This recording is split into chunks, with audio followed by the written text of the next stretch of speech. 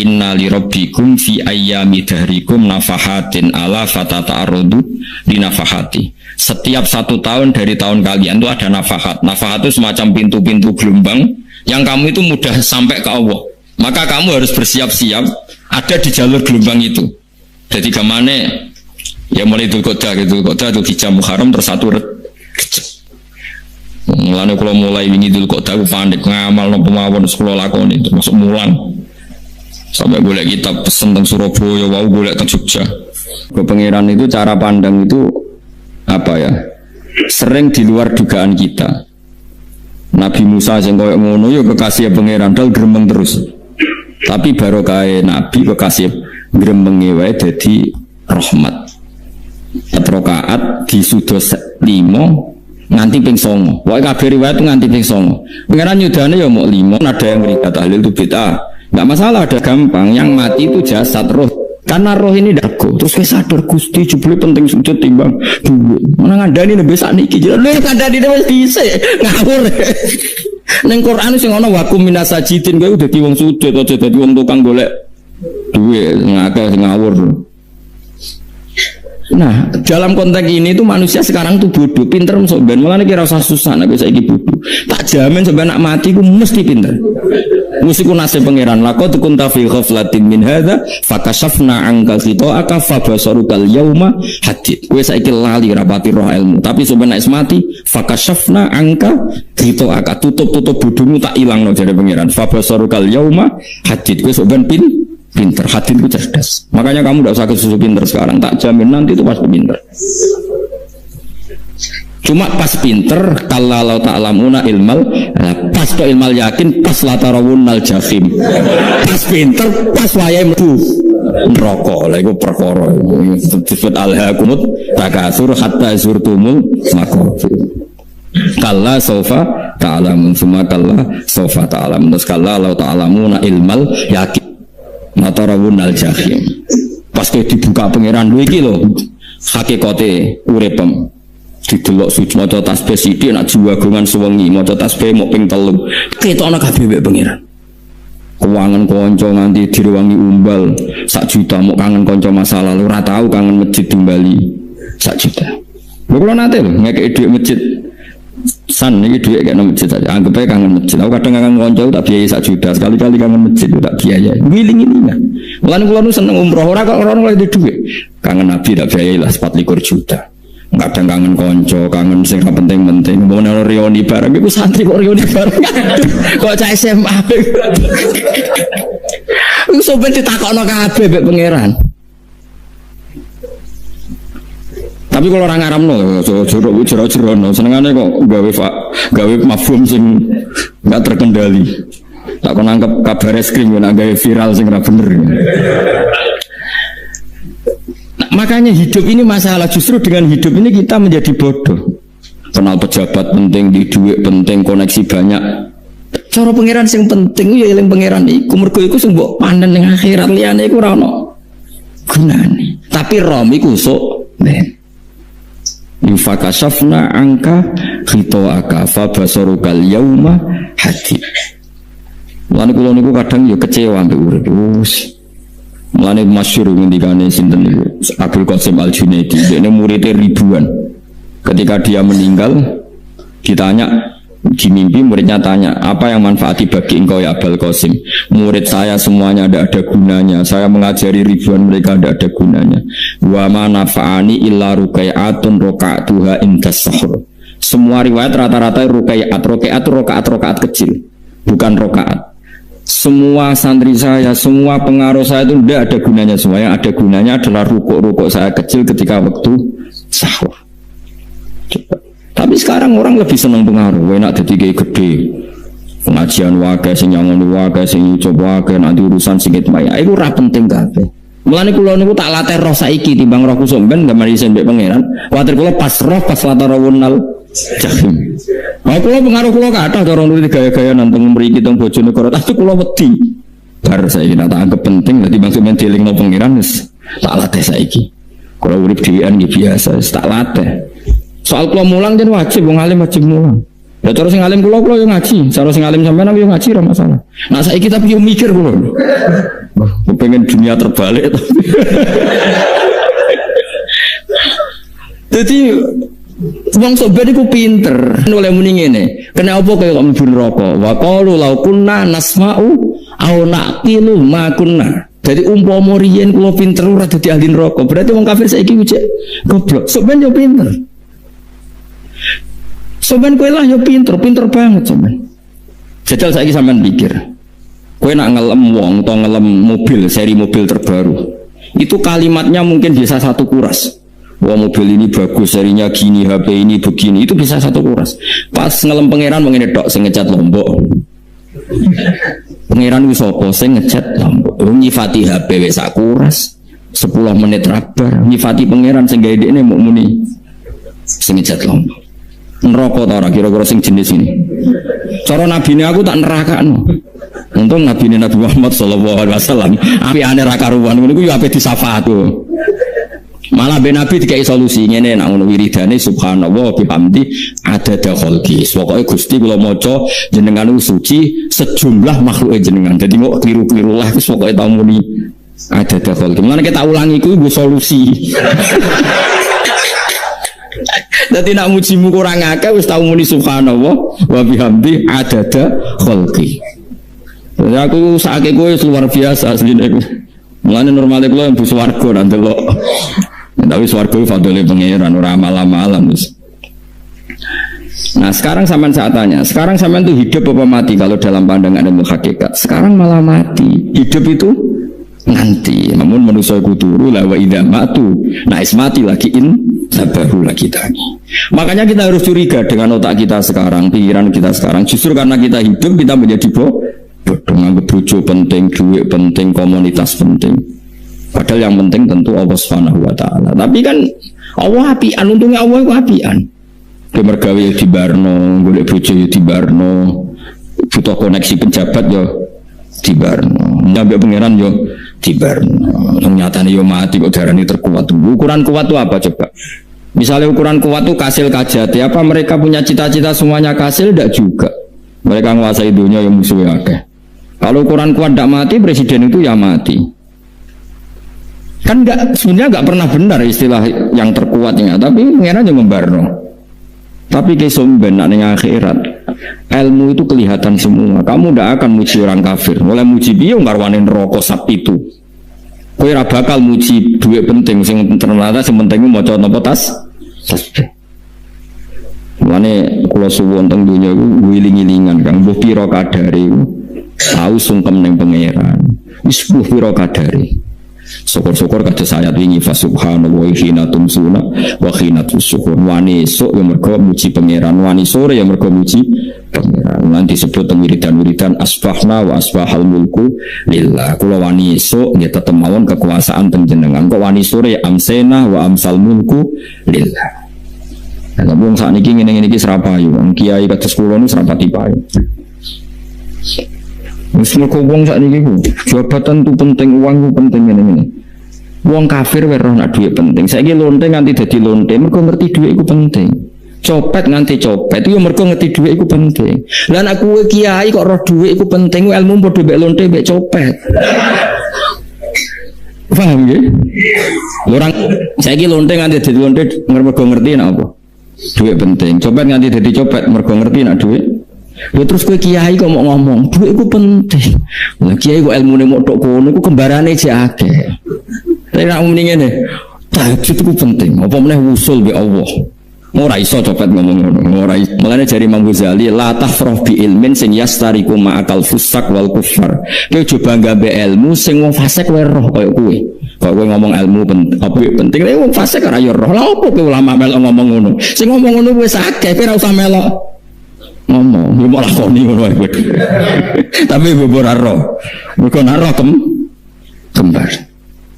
Mana tak anggap Imam Ghazali itu ulama yang luar biasa. Dia nak merovokasi wong anti kono kowe jogeman seneng ilmu atau seneng nikmat sing yastariku ma'akal fusak. Iku mau misale kowe muni ngomong duit penting. Saya tak takoki, copet nganti nyopet mergo ngerti apa? Duit penting. Koruptor nganti korupsi mergo ngerti duit penting. Lonte nganti lonte mergo ngerti nak duit. Terus kowe dadi kiai Buat tafsir Jalalain gede bisa. Terus ngomong, duitku penting. Keliru sih darah duit penting. Sing bantau mau ngambil sopo, ngomong ora kabeh nak duit penting. Ya ngomong ngono ya ngomong lagu hiburan. Tapi itu ya coba terus penting meneh zuhud tuh. Mantem ra salam tembak marah loro. Wis pokoke meneng ae, sebenarnya pokoke meneng ae, pokoke meneng ae. Tapi kalau namung ngelingaken nggih, pokoke sakniki niku mati, jeng ben iki malah mati. Jemben urip. Mergo Allah buka tutup-tutupe hakikat niku jemben nak wis mati. Fakasafna angka aka fa basarukal yaum. Kata ulama sing seneng mati yang dianggap mati ku menuju alam hakikat. Mulane masyhur sinten Jalaluddin Rumi, ape mati murid do nangis, dene metu ngamuk. Murid bento, murid goblok. Kiyaine pe ketemu kekasih malah ditangisi, murid kok gobloke ngono. Saya ini lama sekali tersiksa dengan wadaknya dunia. Saya lama tersiksa dengan dunia. Pas sampai ketemu kekasihku malah mbok tangisi, murid bento. Ayo nang nari. Nari akhirnya muridnya. Mulane darani tarian Rumi ditarekno pas gurune ape mati. Ya sebenarnya jajal rapopo. Nak ora dianggap wong edian. Tapi mazhab seperti itu ya ada. Jadi mazhab itu Jalaluddin Ar-Rumi. Kanjeng Nabi sebagai sentral ilmu ya pernah juga ngajarkan seperti itu. Nate donga, ya Allah jadikan hari-hariku baik. Wa khairu ayyami yauman alqa fi, dan hari terbaikku adalah saat saya ketemu engkau. Kowe wani donga iku wa khairu ayyami yauman alqa fi, hari terbaikku adalah hari saat ketemu engkau. Kowe wani donga ngono. Makanya ini Rasulullah luar biasa, sing wedi mati ya ana ilmune, sing wani mati ya ana ilmune. Utawa kaya kowe ora rasa ilmu-ilmunan. Mbok jare, pokoke mati pokoke. Ndak boleh. Tapi sampean tak ajari secara syariat. Kula berkali-kali kalau ngelepas jenazah di kampung kula niku tak warai tonggo-tonggo masalah syariat. Tak warai ngaten sing mesti bener iki hadis sahih. Anggap saja kita hidup ini ziyadatan li fi kulli khair. Itu doa Rasulullah masyhur itu. Allahumma ij'alil hayata ziyadatan li fi min kulli syarr. Anggap saja kalau kita hidup berarti kita berkesempatan baik. Kalau kita mati anggap saja kita sudah tidak bisa buruk. Sehingga mati kita pasti baik. Mana bener ngomong ulama itu, bajingan begudal mati. Saya ge mayat niki. Wonge menang kabeh. Saya ge menang kabeh. Ayo muni saya.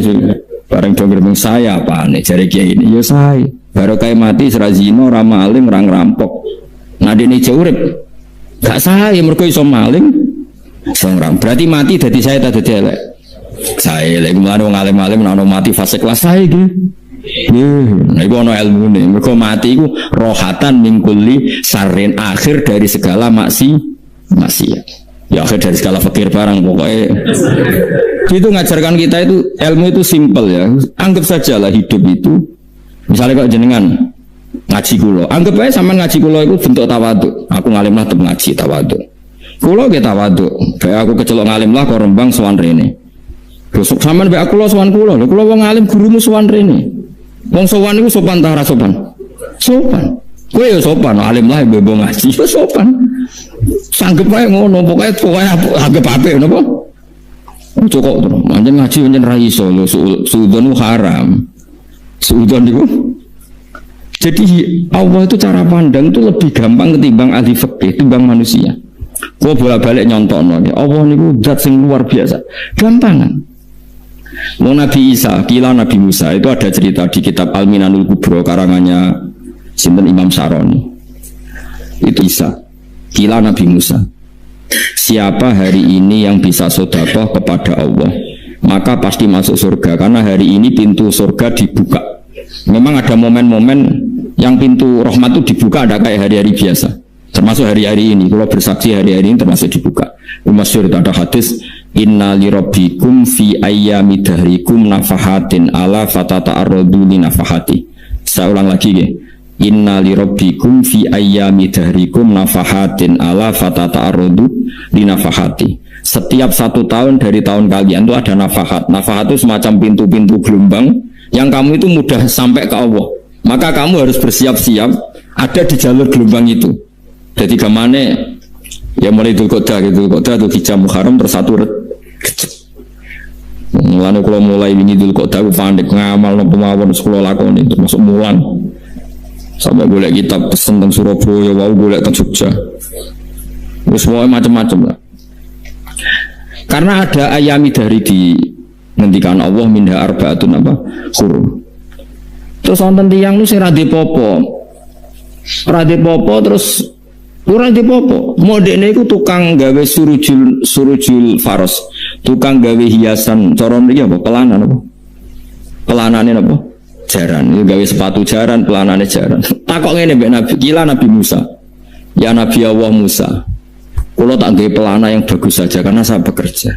Nanti bilang ke kuda, kulo pelanane kulo. Apa Nabi Musa dicotos? Perkara cangkemmu pangeran duwe jaran. Apa disalahno Musa? Kowe ora usah ngono. Aku iku seneng ambek pujiane cah iku. Aku iku nampa pujian sesuai pahame wong iki. Wiridan ngene, ya Allah, kalau engkau mau pergi bilang, nanti saya siapkan sepatunya. Kalau engkau mau ini bilang, nanti saya siapkan. Tidak wiridan ambek Nabi Musa dicotos. Mergo cara syariat iki sesat. Jadi Nabi Musa model kados MUI yang sesat ya, sesat ya. Ini pangeran kadang buat ngoten. Tapi pangeran, makanya kita ini kan kalau ilmu hakikat nggak boleh jadi fikih, ya sudah kita mengatakan kalimat itu tetap haram, nggak boleh jadi apa? Syariat. Tapi kalau Allah melegalkan untuk orang tertentu ya kan pangeran. Ini kan memang masalah-masalah yang nggak akan selesai. La yusalu amma yafalu wa hum yusalun. Allah nggak akan ditanya, tapi mereka atau kita yang ditanya. Nah Allah ya terserah tetap yafalu apa? Mayasa. Tapi sampean tak ceritani bahwa nanti itu bodoh-bodoh kita yang sekarang kita alami ini sedikit di alam bodoh. Nanti setelah sampean mati baru di alam hakikat. Nah pas di alam hakikat ini kalau kita tidak benar disebut latarawunnal jahim. Pas kue do ilmal yakin, pas kue wayai rohmut. Menauzubillah nabo. Makanya kepinginnya Kanjeng Nabi, kue nak kepingin ngalim saiki, kue nak kepingin roh kudri Allah ya saiki. Nah carane piye? Sering maca wa min ayatihi ben dikenalno ayat-ayate Allah yo mulai saiki ya, mulane ngaji wa min ayati Allah. Kowe golek dhuwit ya ayate Allah, kowe turu ya ayate Allah. Yo turu ya angel tenan Kang, masih orang terbaik di dunia ben turu ra iso Kang, nak rawaye turu gak iso. Misalnya saya bisa apa saja wis pesulap-pesulap Jakarta lah bisa melakukan apa saja, mohon sampean hebat tenan saiki turu. Makanya guyonannya ulama dulu kadang jorok-jorok. Imam Zamakhsyari niku tiang Mu'tazilah. Wonge alim alama, ngarang kitab berjilid-jilid. Tapi dekne Mu'tazilah. Dekne ora percaya fahame ahli sunnah nak cara dekne wong iku iso gawe amale dhewe. Buktine wong pengen ngadeg-ngadeg pengen lungguh-lungguh. Lah nek wong ora iso gawe amale dhewe lalu hisab gunanya apa? Mergo ana hisab ana swarga neraka mergo disesuaikno amalim ora Allah. Mergo nek Allah sing gawe kok piye? Walhasil ngomong ngono terus dene. Suatu saat ana ulama rodok kiai, ndek anak ayu. Mbok piye ceritane, ditawak-tawakno mbok piye walhasil dirabi mek sama saya. Ini rodok anak-anake. Tapi diwarai bapake wong anak kiai. Bari zaman sari wis ngumpuli, wong lanang bar ngumpuli kan wis lemes. Nak sampean kepen baleni meneh. Iya, ya baleni sakniki. Kan sampean sing nentokno iso ora ene jare. Ya ora iso lho, jare iso. Kuwapo den, dadi dene ahli sunnah gara-gara ora iso munggah meneh. Tobat. Dadi ya ono wong tobat mergo urusan seks ya ono. Semenjak itu zaman sari mulai rodok ahli sunnah, terus tobat ngarang kitab masuk kasyaf ya rodok Mu'tazilah, ya rodok ahli sunnah. Iku ahli sunnah iki gara-gara hubungan intim. Jare saged ora iso. Jare kabeh sing nontono menungso. Lah kok ono ora iso bareng. Mulane bolak-balik wong tobat mergo wong ayu Kang. Wong elek nobatno wong angel. Cek mandine. Lah zaman sare dikandani ki sapa ora ngandel. Kandani wong ayu tuntas. Kowe di bojo ayu menarik, kowe melarat lah misalnya ngajak umroh kowe tenanan Mus. Rapate ayu udah ngajak umroh gak nyawang keadaan.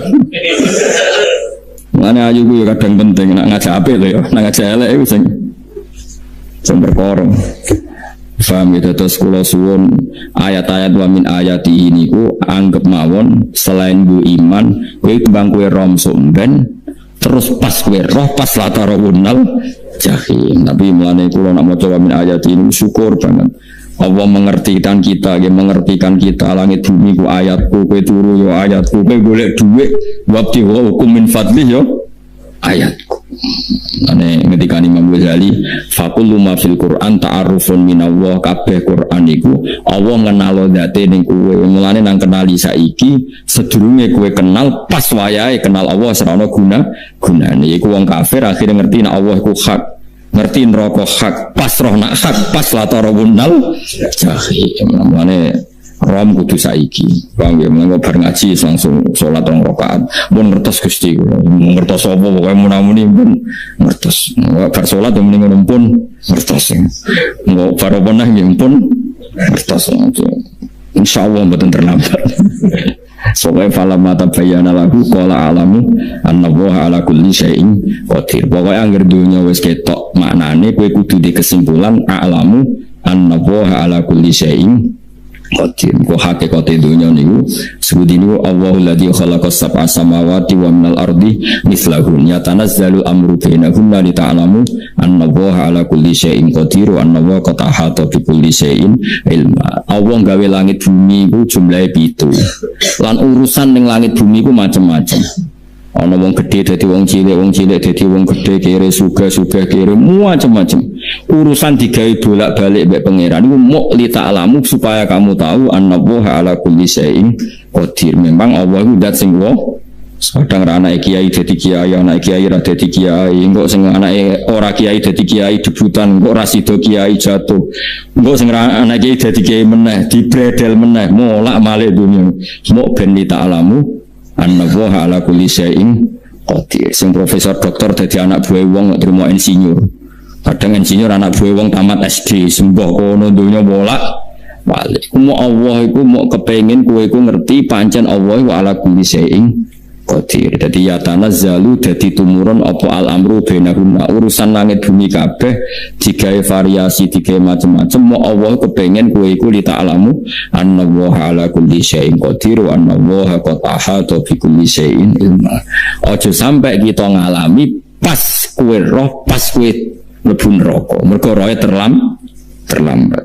Mane alhaqum takasur kudu waca-waca ben keling bahaya nganti ngalami kala la ta'lamuna ilmal yakin pas la tarawunnal jahim. Kula nak waca ayat iku yo nangis tenan. Lan kula nak traweh ayat iku digebut kadang kula yo tersiksa. Kula gumun mbek tiang-tiang ngimami maca ayat kok iso fasih niku gumun. Nak kula niku mun mboten saged. Mergo paham niku. Pemen sing iso gebut bareng. Kalau mulai seneng makmum perkara ini nak takoki pangeran. Hak wong lagi tafakur kok rukuk, namun diajak rukuk. Tapi aku lo sholat piyambak kan tidak mikir bareng, no? Kanjeng Nabi nate sholat piyambak. Niku mulai ba'da isya ngantos subuh. Mau saayat. Ini ku intu adzibhum fa innahum ibaduk. Wa in taghfir lahum fa innaka antal azizul hakim. Dibulan baleni mulai ba'da isya ngantos subuh. Saayat kan. Sangking usule Kanjeng mas kowe serang arah kiebet guys kewebet mending khatam mas doa hasilnya itu kabrak kayak no paham ya. Jadi ini kalau terangno kena opo kalau ayat wa min ayati niki carane pangeran nyelamet umat Kanjeng Muhammad sallallahu alaihi wasallam ben kowe kenal pangeran zaman ning dunya aja sampai kenal pas ning akhirat. Pas kenal pas latarawunnal jahim, pas kenal pas waya mlebu napa neraka. Mun kula terus lagi. Wa min ayatihi lan iku setengah saking ayate Allah antaku mau ta yen to ngadeg apa as-sama langit wal ardu lan bumi. Termasuk ayate Allah yo ngadege langit bumi. Saiki bumi jak kena goni langit ya tesih. Bi amrihi sebab keputusannya Allah atau sebab kekuasaannya Allah bi iradati tegese kelan kersane Allah. Langit ngadeg min ghairi amadin kan tanpa saka. Sing jelas tanpa saka yang kita lihat. Bono sakane ora pokoke cara zahir yang kita lihat gak ono napa sakane. Misalnya kan min ghairi amadin tarona ora usah saka yang kamu lihat. Ya meskipun ya mestine ono tapi nganggo sistem antariksa luar mbok kono lah. Pokoke sementing ora kena didel. Suma idza ta'a mengkonuni alikane manggil sapa wa ta'ala kum ing sira kabeh dakwatan kelan sak panggilan minal ardi saking bumi. Bi ayan fuha gambare anton niyup sapa Israfil malaikat Israfil fisuri ing dalam sangkakala. Trompet apa? Piye itu namanya apa? Trompet. Nah, trompet kalau trompet kemerdekaan nah orang tahun ngono. Oh, sangkakala. Semprong. Semprong ya ora seru kan. Trompet. Kulo nate maca kitab Sarah Ikhya niku, kitab Ithaf nih. Niku apik tenan kitab niku. Kulo nate maca ngeten logikane. Karena apa untuk menghancurkan langit bumi kok hanya butuh suara. Sayha itu suara yang apa? Dahsyat atau sur itu kan Israfil niup trompet terus dunia ini nopo hancur. Iku teorinya jare beliau pernah gawe simulasi kados gedung misalnya ditutup ya kados yang orang-orang apa jenenge tukang musik nggak ngertos misalnya gedung ditutup nganggo kaca terus disetel sound system sing sangat kuat niku kacanya kan saged apa pecah kalau tertutup. Nah itu Allah itu kenapa pakai suara karena kalau misalnya bom itu kan padat, kalau padat itu yang nggak terjangkau tapi kalau suara itu kan bisa menjangkau ruang paling kecil pun bisa. Tapi nak bom kan padat atau apa kan kalau yang tertutup atau apa kan nggak kejangkau. Jadi kekuatan suara ini luar biasa. Makanya Israfil untuk merusak dunia itu hanya butuh nopo suara. Makanya pakai nopo, pakai trompet. Terus semua itu ya ulama sih mikir nganti ngono. Ya mereka ora tau gadekno BPKB lho. Dadi urip. Mulane kula niku rapati seneng diutang. Kula niku asline ya rapati sugih. Kadang-kadang ya kepengin koyo umume kiai di bisnis, tapi tak ngenangen niku terus sing mikir ngaji ku sapa terus ditanggal barang kan repot ngono. Misalnya kiai bisnis terus diutang wedi tanggal. Semulanya terus piye kiai ini wedi napa? Tanggal. Tapi nak rapati alim gak apa-apa. Ora wedi tanggal ya ora mulang, ora wedi tanggal ya. Doa ya.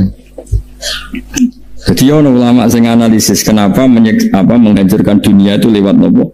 Suara. Karena ternyata itu termasuk paling efektif sakit merusak dunia karena tadi sistem di dunia ini memang sudah didesain itu tidak kuat menerima suara yang dekat jadi memang ya sudah didesain seperti itu jadi apa ya sudah gitu banyak fisiknya dunia itu sudah didesain pangeran itu nggak siap menerima suara sing mulane itu sirine kenapa Israfil itu cukup pakai nopo sangkakala biaya yang fuka kembali menton yop sapa Israfil fisuri ing dalam apa sangkakala lil ba'si krono terjadinya tangi sangka minal kuburi sanging kubur lil ba'si krono tangi minal kuburi sanging kubur idzan nalikane da'akum dakwah antum de sira kabeh takhrujuna metu sira kabeh minha sangking napa jeneng minha saking kubur oleh tangi ahyaan hale urip kabeh fakhrujukum mongko metu sira kabeh minha saking kubur bidak watin kelawan mok sak panggilan iku ya min ayatihi wis setengah saking ayati Allah taala wong sak donya jumlah miliatan mulai Nabi Adam mau dipanggil Israfil pisan tangi kabeh iku bukti ayat kekuasaane Allah Subhanahu wa taala mbon roh saiki wis pokoke kula wong ngaji mulane bener Kanjeng Nabi. Wong nak ngaji ku digampangno mlebu swarga. Kaya sampean saiki sadar kan ngaji ayate pangeran. Atuk ngaji saiki timbang soban ning akhirat pas kowe roh pas wae mlebu neraka. Lumayan rom zaman ning bidukan ku kenangan jek ning donya napa? Isih ning napa? Donya. Dadi sampean ati siksa. Pun roh riyen Gusti kula zaman teng donya pun roh. Dadi ana bukti nak apa butuh kula sertifikat saniki nak rom wis ben sertifikat pangeran rom tenan nak di benerno pangeran. Mulane fa'lam nggih fa'lam annahu la ilaha fa'lam roh nggih saiki napa roh nggih saiki aja somben. Walahu lan iku tetep kedhi Allah taala walahu lan iku kagungane Allah sarasan mente sapa wae fis samawati kang ing boro-boro langit wal ardi lan bumi.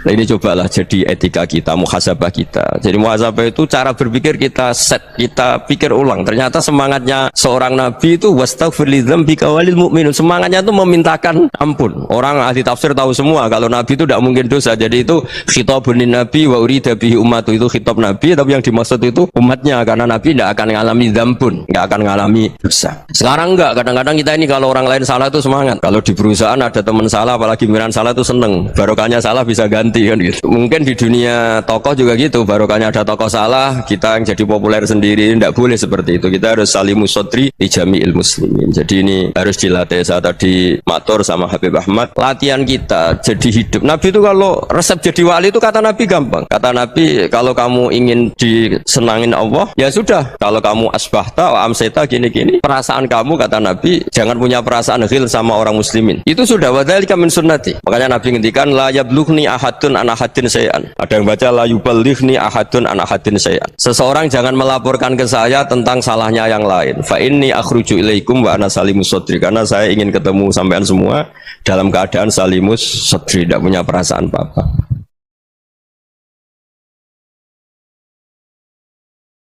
Dalam konteks Indonesia, muhasabah itu sudah jadi perilaku ya. Karena dulu orang tua saya, guru-guru saya kalau ngandani itu, bayangkan kalau kamu jadi dia. Jadi misalnya kita mentang-mentang atasan, otoriter sama bawahan, bayangkan kalau kamu jadi yang bawahan itu kayak apa? Laukun tamakanah, kalau orang Arab bilang, bayangkan kalau kamu di posisi dia. Makanya guyonannya orang-orang Indonesia itu kan orang ngaramkan judi gitu, bareng dikasih tahu, tapi yang menang anak jenengan, alhamdulillah. Ternyata ngaramkan itu karena ada anaknya, kalau anaknya yang menang ya seneng. Meskipun itu guyonan, tapi saya punya padanan itu dalam kitab hikam. Nabi Ibrahim itu Khalilur Rahman, tentu bencinya minta ampun sama yang namanya maksiat. Suatu saat beliau diterbangkan di alam malakut. Itu kalau di hikam saya halaman 15 juga. Saya masih ingat betul. Mungkin kalau Anda beda halaman karena beda cetakan, atau nggak punya kitabnya, atau punya tapi tidak bisa baca. Nah itu jadi berbagai kemungkinan. Atau punya tidak bisa baca tapi dianggap jimat, atau digo pencitraan. Banyak itu kaji-kaji tidak bisa baca kitab tapi di ruang tamunya kitabnya besar-besar. Pencitraan itu, tapi ya bagus lah, nggak apa-apa untuk syiar. Setelah diterbangkan di alam malakut, diperlihatkan sama Allah, ada orang pezina, ada orang syaribul khomri, ada orang mabuk, ada orang macam-macam. Allah tanya sama Nabi Ibrahim, bagaimana pendapat kamu Ibrahim tentang mereka yang maksiat? Kata Nabi Ibrahim, ya Allah, habisi saja mereka. Mereka hidup di bumi engkau, makan rezeki engkau, kemudian mereka tidak taat sama engkau. Singkat cerita, di fase itu, saya ulang lagi, di fase itu Allah nurutin sampai sekian peristiwa, mungkin 3 atau 4. Sudah setelah sekian tahun Nabi Ibrahim lupa peristiwa itu, kemudian beliau diminta menyembelih anaknya. Ini versi kitab hikam. Memang versinya banyak tentang kenapa Nabi Ibrahim disuruh menyembelih anaknya. Ketika mau menyembelih anaknya, Nabi Ibrahim ragu. Huwa samratu fuadi, anak saya ini buah hati saya, kenapa engkau suruh menyembelih? Terus kata Allah, apa kamu tidak ingat ketika kamu saya angkat di alam malakut, kemudian kamu usul bunuh-bunuh, saya tidak mempertimbangkan usul Anda, tapi kenapa sekarang saya merintahkan kamu mikir gitu? Terus ya karena ini anak saya ya Allah. Terus kata Allah, rumang samu wong sumpukon mata ini gak gawean kau sing gawe kowe enak wae usul mata ini. Jadi saya yang bikin, kemudian Anda enak aja usul membunuh. Semenjak itu Nabi Ibrahim itu di eranya itu asfaqun nas, orang paling sayang sama manusia. Karena kadang kita keras itu ya kebetulan tuh udah anak kita, ada keluarga kita. Cara orang Jawa itu kan gitu ya, kalau ada perempuan terus macak yang macam-macam pakai sepeda motor cowok terus wah itu luput suwo, semoga-moga gini. Tapi setelah dikasih tahu, niku ponakane jenengan, semoga-moga selamat. Jadi jangan-jangan kemarin Pak Ahlil Ma'asi itu kebetulan tuh tidak keluarga kita. Kalau keluarga kita yang pernah salah pada kita, semangat kita mintakan maaf. Jangan-jangan kita didikte hukum sosial gitu. Jadi orang yang salah kebetulan tuh orang yang menservis kita, atau keluarga kita, atau orang dekat kita. Jangan-jangan semangat kita mintakan ampun. Tapi kalau sama orang lain kebetulan musuh kita semangatnya minta itu kena adab. Nah ini yang nggak boleh dalam Islam. Islam mengajarkan niru Rasulullah SAW, Nabi itu rahmatal lil alamin. Bahkan kemarin saya ngaji virtual sama beberapa habaib, ada Habib Ali Al-Jufri dari Mesir, ya. Ada Habib Alwi dari Kuitang, ada Habib Nabil Al-Musawa. Dari sekian habaib itu saya masih ingat diantaranya yang didawuhkan rahmatan lil alamin itu ketika Nabi adahu kaumuh, disakiti oleh kaumnya, dan itu mereka masih kafir semua. Itu mereka dapat doanya Nabi Allahumma hdi qaumi fa innahum la ya'lamun. Kayak apa baiknya Nabi, orang yang menyakiti, yang melukai, tapi Nabi masih berdoa Allahumma hdi qaumi fa innahum la ya'lamun. Sayyidina Umar dapat doanya Nabi itu yakhina kana kafiran, ketika masih kafir didoakan Allahumma aizzal Islam bi Umar. Itu ketika masih kafir. Itu pelajaran bagi kita bahwa yang sedang tidak cocok pun itu berdapat doa kita. Ya doa supaya kondisi kita baik, hari tambah baik. Karena agama ini saya berkali-kali bilang limangkana yarjuwa wal yaumal akhir. Agama ini diperuntukkan bagi yang selalu punya harapan pada Allah Subhanahu wa taala. Saya cerita muhasabah ini tentang hubungan kita dengan Allah. Di Indonesia itu banyak orang fasik, banyak orang nakal. Ya di mana-mana orang nakal itu ya mayoritas, wa aksaruhum fasikun. Tapi berkahnya harapan. Mungkin saya kira nakal sok benda, mungkin saya kira sholat sok ben sholat, mungkin sekarang belum sahok, belum dermawan, suatu saat dermawan. Barokahnya itu kefasikan ini dianggap sementara. Sedang fasik, sedang tidak benar. Karena kiai-kiai kita, para guru-guru kita, para habaib utamanya itu mesti bilang semoga husnul khotimah.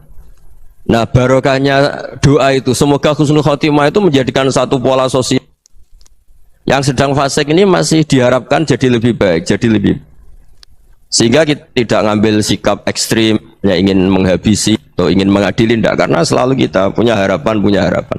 Dan agama ini limangkan yarjuwa wal yaumil akhir. Bayangkan dulu kalau yang nakal itu anak kamu. Pasti kamu nggak ingin kan langsung dapat azab, dapat apa. Padahal kita semua jadi tokoh ini abul kulli, bapak dari semuanya.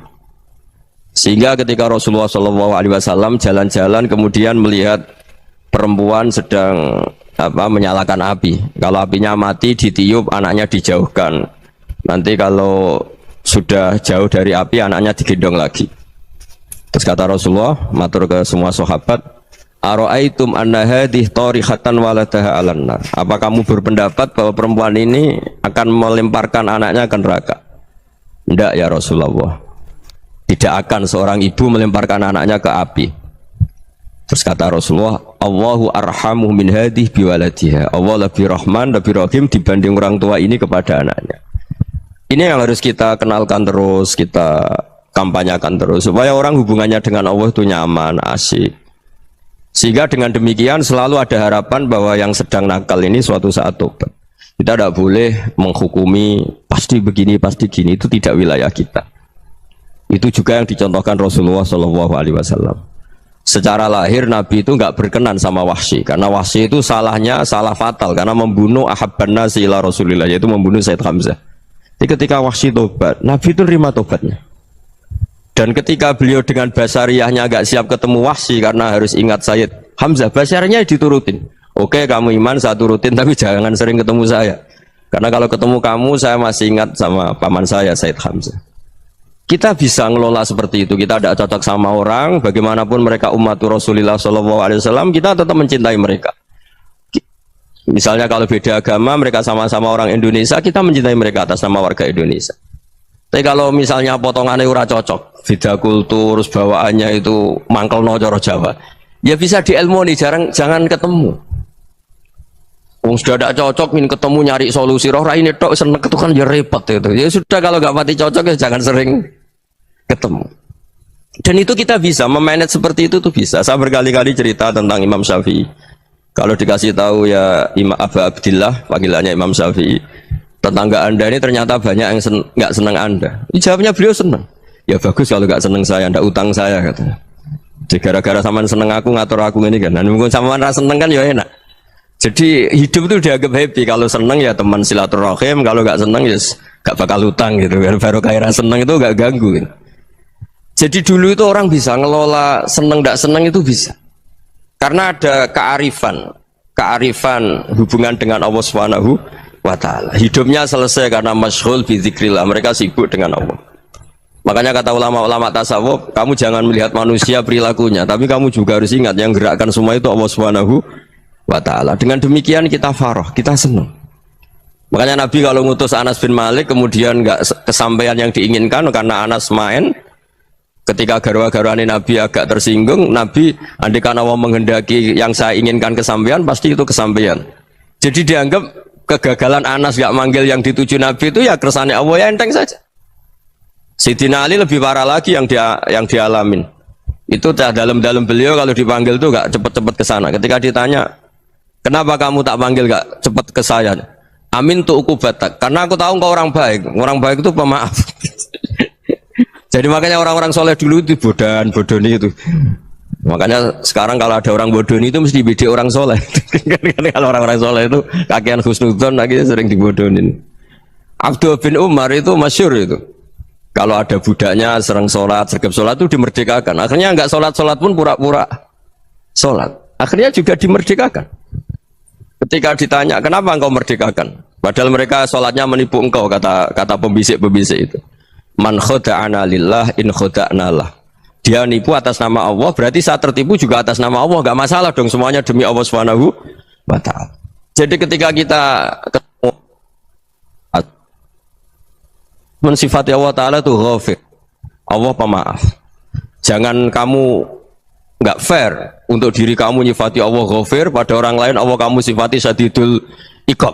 Jadi Allah kamu atur kayak MC tadi ngatur saya. Jadi Allah itu apa? Kalau pada saya ghafir, kalau pada musuh saya syadidul iqab. Itu tidak fair.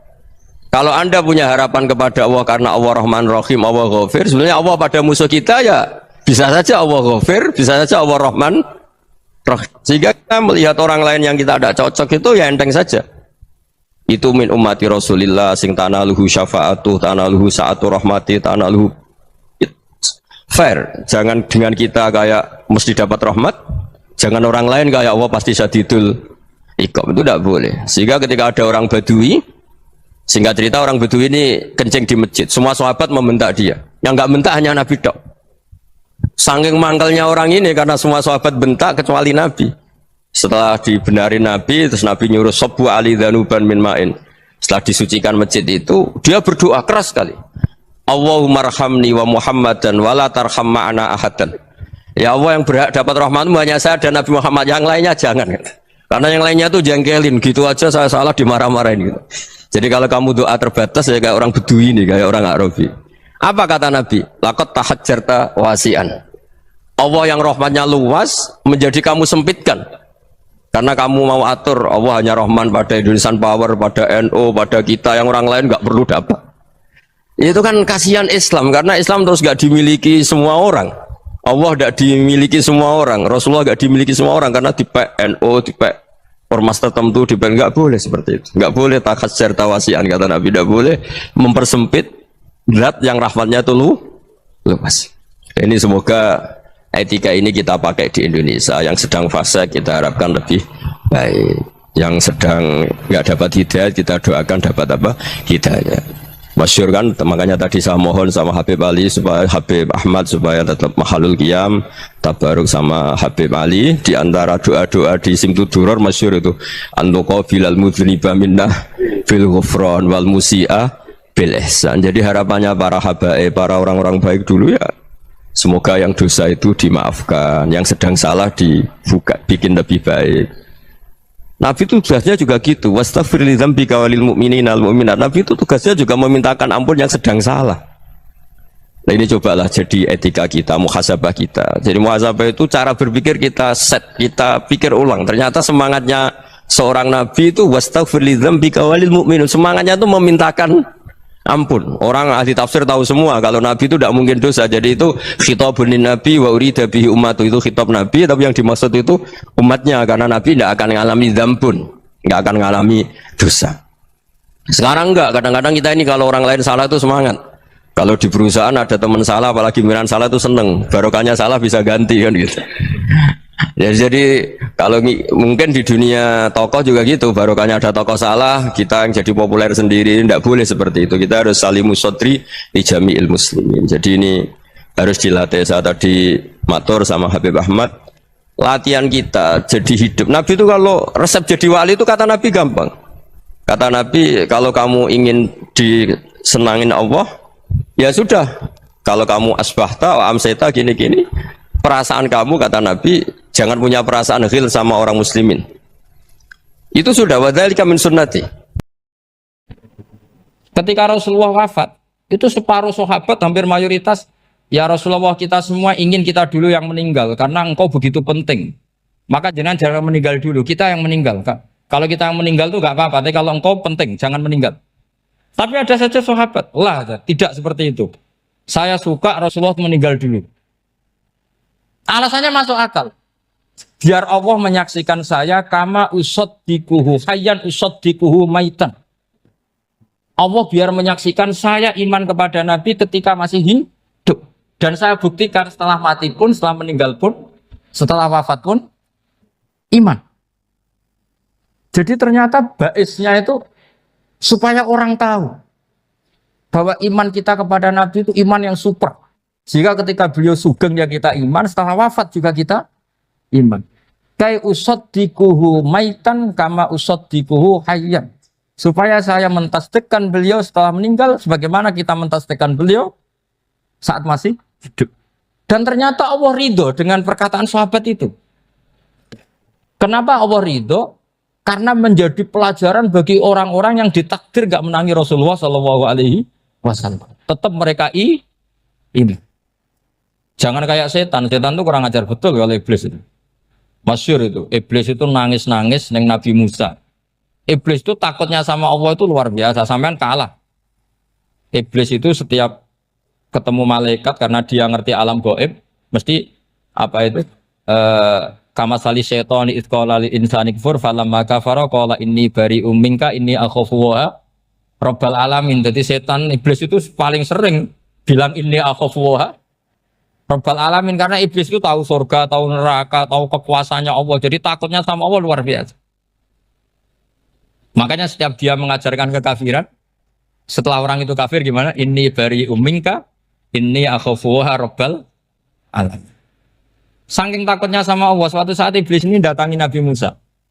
Karena tahu Nabi Musa itu kalimullah. Orang yang bisa komunikasi langsung dengan Allah. Ya Musa ya kalim Allah, saya ini makhluk. Saya takutnya sama Allah luar biasa. Tolong rayukan Allah supaya nerima tobat saya. Karena dirayu terus lama-lama Nabi Musa bilang, oke, tak rayukan Allah. Sama Allah. Karena Musa kekasihnya, ya Allah iblis itu ingin tobat. Tolong dikasih hak tobat. Kata Allah, oke. Dia bisa tobat asal mau sujud di makamnya Nabi Adam, karena kesalahannya dia gak mau sujud sama Nabi. Semenang Nabi Musa karena ada cara untuk iblis menjadi tobat. Dikasih tahu sama Nabi Musa, alhamdulillah kamu diterima tobatnya. Syaratnya apa? Sujud ke kuburannya Nabi Adam. Wah iblis atau aslinya terus asjuduhu maitan wa qatla asjuduhu hayyan. Zaman urip aku ora gelem, mbok wis mati. Oh dasar setan itu. Zaman urip aku ora gelem wis mati mbok kon sujud. Kumat maksudnya terus ya sudah terus sampai sekarang akhirnya. Kalau sekarang tidak mungkin lagi karena nggak ada Nabi Musa. Jadi ijtihadnya sahabat melihat wafatnya Rasulullah itu beda-beda dan ternyata semuanya diridhoni Allah. Karena ternyata yang suka Nabi wafat dulu adalah ingin supaya umat Islam tetap mencintai beliau. Iman sama beliau, tasdik sama beliau, sebagaimana tasdik zaman sugeng. Makanya kita harus mencintai guru-guru kita. Uhibbuhu maitan kama uhibbuhu hayyan. Saya sampai sekarang itu ya merasa Mbah Mun itu tidak meninggal. Saya masih merasa kalau bapak saya tidak meninggal karena kita mencintai beliau-beliau ketika hidup dan ketika wafat itu sama. Karena beliau-beliau sama kita juga seperti itu. Rasulullah itu ketika mendekati wafat, ya bahasa halusnya intaqala ila rafiqil a'la. Itu Nabi kalau ngedikan tuh rileks sekali. Hayati khairun lakum wa wafati khairun lakum. Cung aku nak uripku ya apik. Engko nak aku wis kapundhut ya apik. Fa amma hayati fali asunna lakum as-sunan. Sebagian riwayat fa innakum tuhadditsuna anni wa uhadditsu ankum.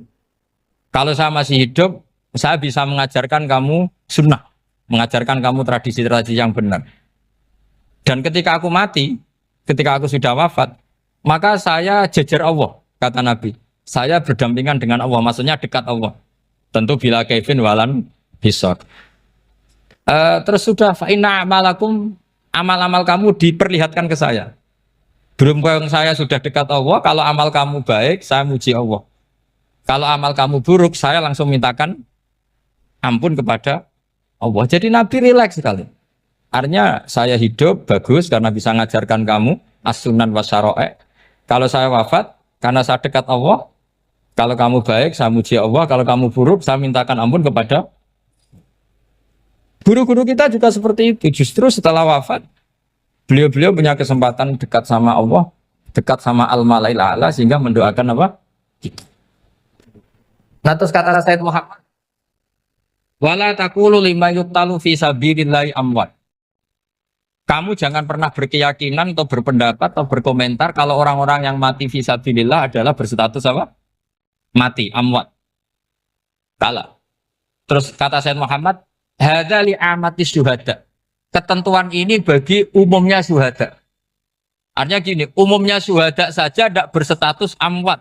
Apalagi hadza Rasulullah, sayyidul syuhada, sayyidul anbiya, sayyidul mursalin. Tentu tidak pernah berstatus amwat. Ya saya ulang lagi ya, jadi zaman cara berpikir amatus syuhada, syuhada yang umum saja berstatus hidup, tidak boleh distatuskan amwat. Apalagi Rasulullah itu sayyidus syuhada, sayyidul anbiya. Maka status beliau pasti hayyun la yamut, pasti beliau itu hidup tidak.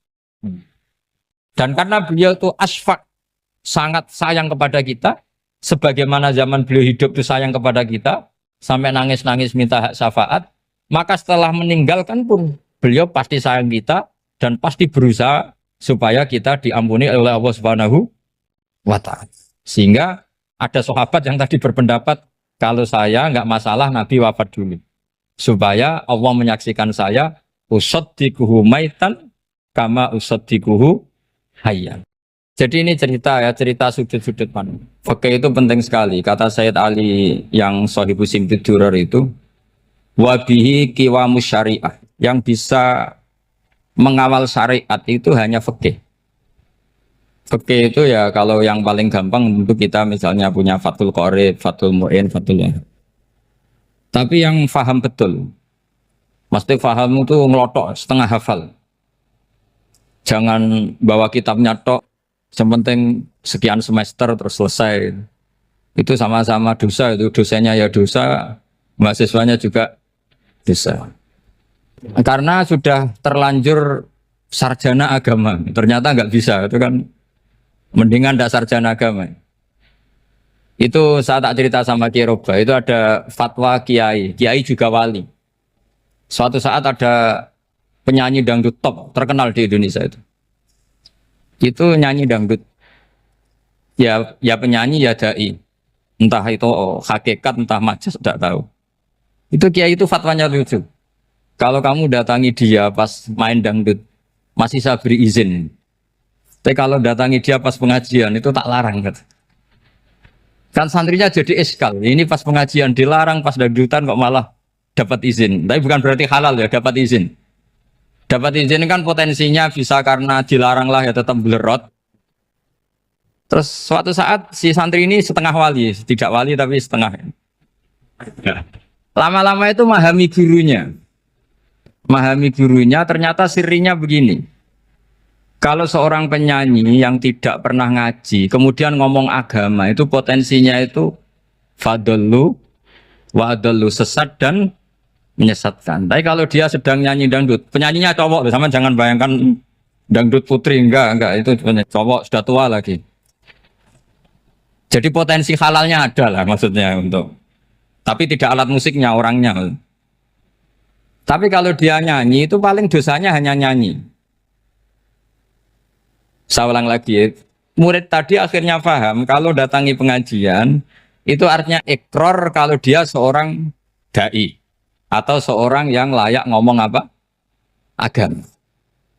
Itu lebih bahaya karena kita santri, apalagi kita doktor atau MM, terus ngekrori orang yang nggak jelas asal usulnya. Tapi kalau nyanyi kan nyanyi saja. Sehingga itu menjadi fikih. Bahaya terbesar dalam fikih adalah apa? Mengkaji fikih tidak dari ahlinya. Ya saya ulang lagi ya, mengkaji fikih tidak dari apa? Ahli. Nah kenapa demikian? Begini, saya beri contoh. Ilmu fikih itu tentu pertama dari Rasulullah SAW. Kemudian bersanad sampai kita atau kita sampai Rasulullah. Itu ngalami sekian ijtihad yang tidak mudah. Saya beri sekian contoh. Dulu Imam Syafi'i itu sukanya sama guru yang miskin, ya karena rata-rata santri juga miskin. Jadi mesti ngidolakan guru yang miskin, karena sesama miskinnya harus berkoalisi. Tapi akhirnya gurunya Imam Syafi'i itu miskin sekali. Namanya Muslim bin Khalid Az-Zanji itu miskin, Sufyan As-Tsauri miskin, Sufyan bin Uyainah miskin. Setelah ngaji di Medina itu Imam Malik itu kaya. Pas itu Imam Malik sudah kaya. Setiap ketemu Imam Syafi'i dikasih uang. Sampai ketika Imam Malik itu bilang, kamu sudah alim, ilmu saya sudah habis, kamu ngaji sama yang lain. Sama siapa? Kata Imam Malik, orang yang sealim saya sudah meninggal, namanya Abu Hanifah. Tapi dia punya murid, namanya Muhammad bin Hasan Asy-Syaibani, kamu ke sana. Terus Imam Malik datang ke Baki. Dulu Baki itu pasar rental, ya Grab lah kira-kira sekarang. Itu mengumumkan, siapa kafilah yang mau ke Irak? Kita ya Imam Malik, dibayari sama Imam Malik. Ini yang antar ke Irak, ke Muhammad bin Hasan Asy-Syaibani. Imam Malik mulai ngeper. Guru saya yang miskin tidak pernah nyangoni, guru-guru saya yang kaya sering nyangoni. Mulai memasalahkan kiai miskin, gitu. Kira-kira seperti itu mulai masalah. Setelah datang ke Irak, di Muhammad bin Hasan Asy-Syaibani itu si Muhammad bin Hasan Asy-Syaibani itu kalau ngitung uang itu di meja tamu. Jadi punya emas lantaan, punya uang. Kira-kira kalau Indonesia punya rupiah, punya dolar, dihitung itu di ruang tamu. Kata Imam Syafi'i, saya dengan Imam Malik saja nggak seret, ini lebih kedonyan lagi kiai. Ngitung uang itu di ruang tamu. Terus akhirnya si Muhammad bin Hasan Asy-Syaibani ini ahlul usul, dia pakar usul. Kamu heran sama saya? Iya, kiai kok kedonyan. Dia ngomong gitu. Tapi kata Muhammad bin Hasan Asy-Syaibani, kalau kiai tidak boleh kaya, itu tak kayak wong fasik. Ben gue demenan, gue mabuk. Oh jangan, nanti dipakai maksiat.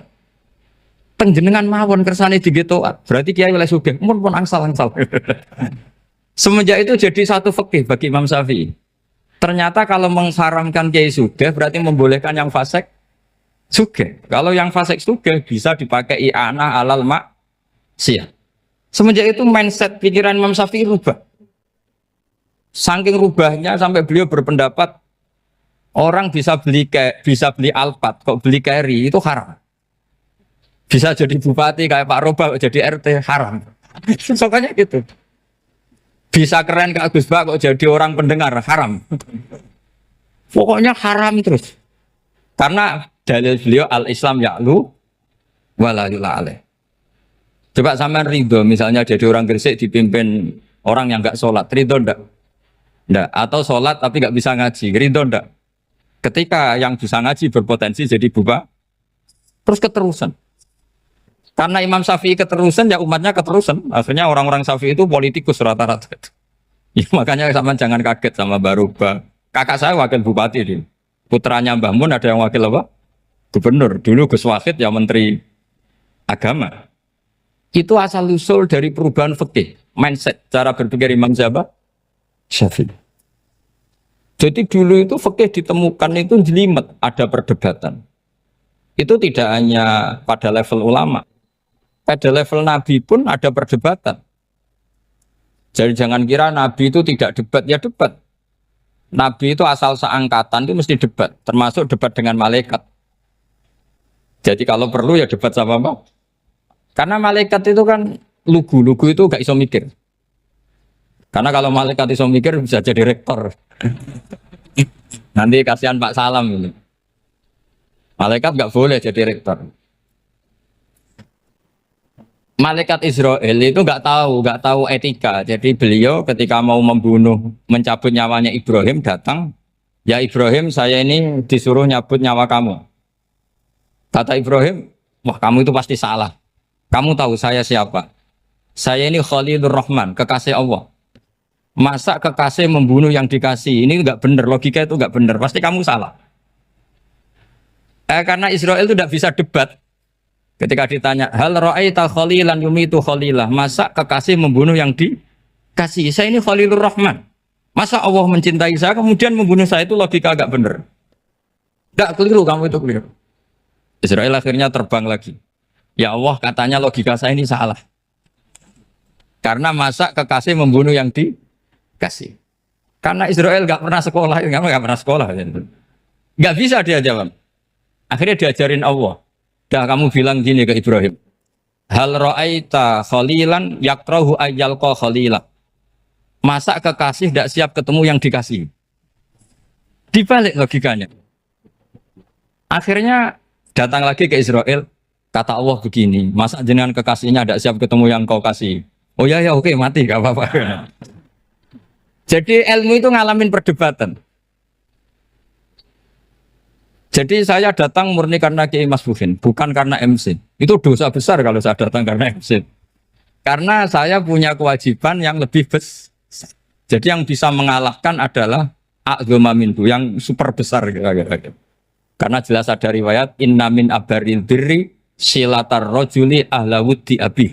Ya, inna min abaril birri silatar rojul ahla wuddi abi. Di antara kebaikan yang sangat baik adalah seseorang menyambung teman bapaknya. Padahal sampean kan nggak mungkin teman bapak saya. Teman saya aja nggak mungkin, nggak level apalagi bapak saya kan. Jadi malah mohal itu. Saya berkali-kali cerita di mana-mana cerita. Fikih itu harus dievaluasi karena ini masalah furu'iyah. Saya berkali-kali cerita di mana-mana cerita. Hukum berteman orang fasik gimana? Pasti orang jawab haram karena takut ketularan orang fasik. Tapi kalau dibalik, hukumnya bina orang fasik gimana? Ya baik, umatnya Nabi. Bisa bina kalau berteman. Kamu bisa bina orang fasik tanpa berteman? Gak bisa. Jadi kalau dibalik, hukum berteman orang fasik gimana? Haram. Hukumnya bina orang fasik? Baik. Bisa bina kalau berteman. Berarti berteman orang fasik? Ya terus nanti pada level lapangan sih gampang. Kalau yang soleh membina yang fasik dan yang fasik ketularan yang soleh, maka ternyata kalau yang soleh ketularan fasik ya berarti ternyata buruk. Tapi kan hukum masa nunggu kenyataan kan jadi nggak hukum. Di mana-mana hukum itu kan ada asumsi karena ini masalah ijtihad. Nah itu yang dilakukan para ulama kita. Jadi sampean harus mengkaji fikih secara detail karena tidak hanya kita yang khilaf. Nabi-nabi juga khilaf dalam menentukan dakwah ilallah. Wali-wali kita kayak Abdul Hasan Asyadili sama Sayyid Abdul Al-Haddad itu juga. Imam Ghazali ya khilaf. Imam Suyuti itu kalau ketemu Al-Qastolani itu saling tidak nanya, saking nggak cocoknya. Masyhur itu. Jadi ulama ora cocok. Bedanya nak saiki perkara partai. Kalau orang dulu enggak.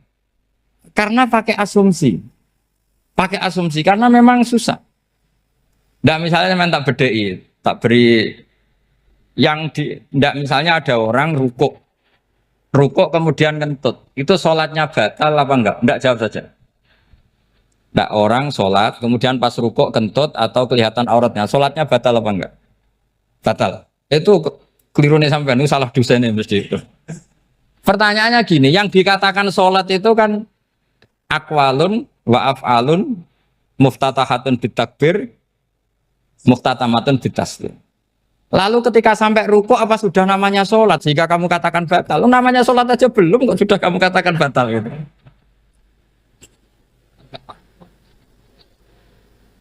Iya kan?